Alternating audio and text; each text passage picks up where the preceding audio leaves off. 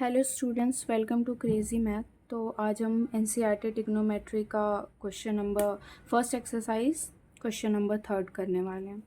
तो देखते हैं इसमें क्वेश्चन क्या कह रहा है हमारा कि if sine A that is 3/4 calculate cos A and tan A. ये ट्रिग्नोमेट्री रेशियोज़ हमें फाइंड आउट करनी है। फर्स्ट ऑफ ऑल हम रेफरेंस के लिए एक फिगर बना लेते हैं।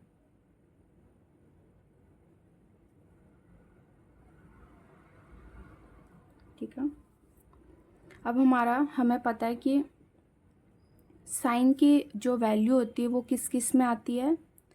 साइन की आती है हमारी परपेंडिकुलर बाय हाइपोटेनस। तो हम इसे, ये 90 है तो हम इसे ए बी और सी कंसिडर कर सकते हैं। अब हमें ए से सारी ट्रिग्नोमेट्री रेशियोज निकालनी है, राइट। तो अब यहाँ से अगर हम साइन ए की वैल्यू देखेंगे तो हमारे परपेंडिकुलर कौन सी आएगी, ये वाली पार्ट आएगी ऑपोजिट साइड की। तो इस ऑपोजिट साइड की वैल्यू क्या है हमारे पास 3। तो अभी हम 3x कंसिडर कर लेते हैं इसको, और हाइपोटेनस ये हमारी दैट इज़ 4x। अभी हमें ये नहीं पता तो हम उस वैल्यू को ए बी ही कंसिडर करते हैं। अब पैथागोरस थ्योरम से हम फाइंड आउट कर लेते हैं कि हमारी जो ए बी की वैल्यू है वो क्या आएगी। पैथागोरस थ्योरम क्या बताता है हमें कि जो हाइपोटेनस का स्क्वायर होता है वो sum of perpendicular and base square होता है। तो इसे हम लिख के देखते हैं। दैट इज़ हमारा जो 4x का स्क्वायर है वो किसके बराबर है, 3x whole square plus A B का जो भी लेंथ होगा उसका होल स्क्वायर, राइट। तो हम आगे फाइंड आउट करते हैं। 4x स्क्वायर का क्या हो जाएगा, 4 into 4 16x square equals to 3 into 3 9x square plus A B square. ये एज इट इज़ हम लिख देंगे क्योंकि हमें ये फाइंड आउट करना है। अब ये फाइंड आउट करना है तो ये इधर जाके माइनस में हो जाएगा। 16x square minus 9x square equals to A B whole square, right. अब ये कितना आएगा हमारे पास value, that is 7x square. ये हमारी ए बी की वैल्यू आ गई। अब हम दोनों साइड रूट करेंगे ताकि हमारा जो स्क्वायर है ये हट जाए। तो रूट करेंगे तो क्या आएगा हमारे पास, 7x square equals to A B whole square. ठीक है, अब ये रूट हटेगा तो क्या आ जाएगा यहाँ पे, √7x equals to A B. Okay, अब हमारी ए बी की वैल्यू क्या आ गई है हमारे पास, √7x। ठीक है, अब हम फाइंड आउट करते हैं। क्या फाइंड आउट करना है हमें, कॉस ए।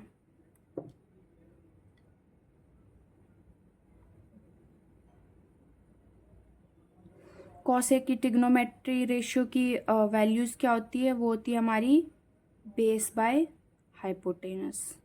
कॉस ए की बेस क्या होगी, √7x बाय हाइपोटेनस क्या है हमारा 4x। x और x कैंसिल आउट हो जाएंगे तो हमारी वैल्यू क्या आएगी, √7/4। ये आ गई हमारी कॉस ए की वैल्यू। नाउ हम फाइंड आउट करेंगे tan ए। tan ए की क्या होती है हमारी ट्रिग्नोमेट्री रेशियो की value, that is perpendicular by base. अब tan ए हमारा परपेंडिकुलर क्या आएगा, √3x और बेस क्या हमारा √7x।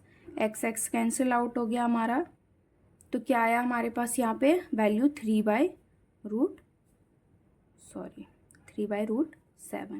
बिल्कुल इजी और सिंपल है। ओके, तो ये हमारा थर्ड क्वेश्चन अब हो जाता है। अब हम इसी एक्सरसाइज के फोर्थ क्वेश्चन में चलते हैं। लेट्स सी फोर्थ क्वेश्चन क्या कहता है हमारा कि वैल्यू दी हुई है 15 cot A equals to 8, find sin A and sec A। इन दोनों की वैल्यू हमें फाइंड आउट करनी है। अब हम क्या करेंगे, सबसे पहले हमें पता है रेफरेंस के लिए हम फिगर बनाएंगे, क्योंकि हमें हमेशा दो वैल्यू दी जाती है। क्वेश्चन में 2 वैल्यू दी गई है, हमें थर्ड खुद से निकालनी है। सारे की एंगल जो है वो ए है, राइट। तो ए से हमें सारे ट्रिग्नोमेट्री रेशियोज़ की वैल्यू निकालनी है। अब जो फर्स्ट थिंग हम करेंगे वो ये है कि इस कॉट ए से हम पहले ट्रिग्नोमेट्री रेशियो की वैल्यू निकालेंगे। तो यहाँ पे गिवन है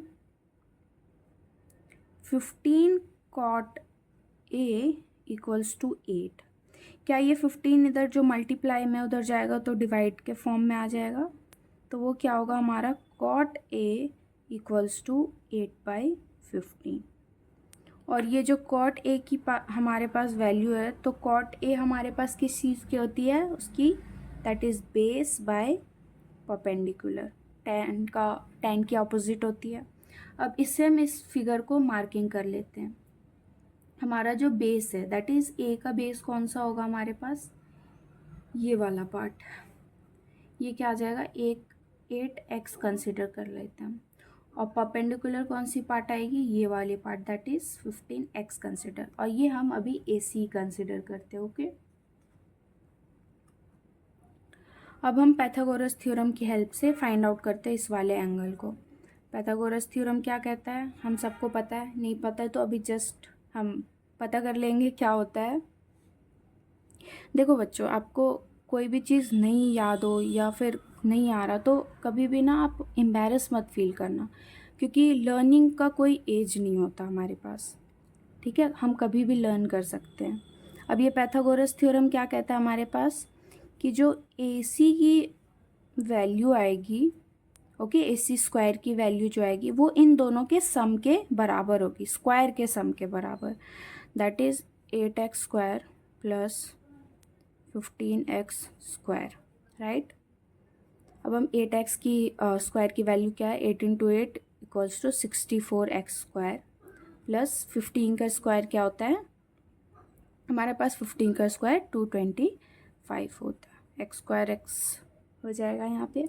अब इन्हें हम सम करेंगे, सम करके हमारे पास वैल्यू आएगी 982, ये हमारे पास आई, और ये AC स्क्वायर है, ठीक है। अब हम इन पे रूट लगाएंगे ताकि जो हमारा स्क्वायर है वो रिमूव हो जाए, तो ये क्या आ जाएगा हमारे पास, AC इक्वल्स टू 289 की हमारे पास आती है रूट, दैट इज़ 17x। क्या पता लगा हमें कि जो हमारे AC की वैल्यू है वो क्या है 17x, तो हम यहाँ पे इसे फुलफिल कर देते हैं, दैट इज़ 17x, राइट। अब हमारे पास तीनों एंगल, तीनों साइड्स की वैल्यू आ गई, अब हम इजीली फाइंड आउट कर सकते हैं, राइट। अब हम यहाँ पे देखते हैं कि साइन A की वैल्यू क्या आएगी,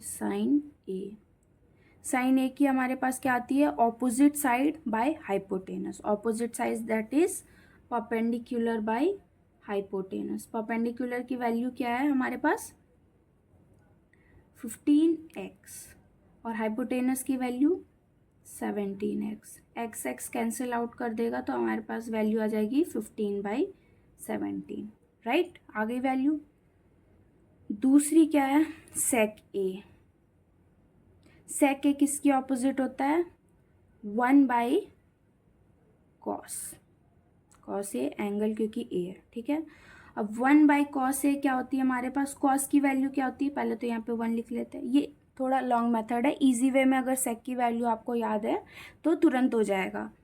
तो cos की वैल्यू हमारे पास क्या आती है, that is base by hypotenuse, ये ऑपोजिट करेंगे तो क्या हो जाएगा हाइपोटेनस बाय बेस, राइट।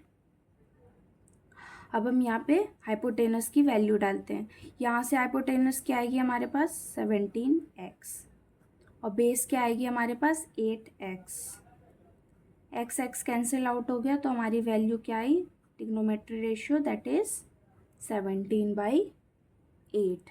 ये भी इजी क्वेश्चन है, आप बस इनकी वैल्यूज़ याद कर लो कि साइन A की हमें क्या होती है परपेंडिकुलर बाय हाइपोटेनस, कॉस की क्या होती है, सेक किसके ऑपोजिट है,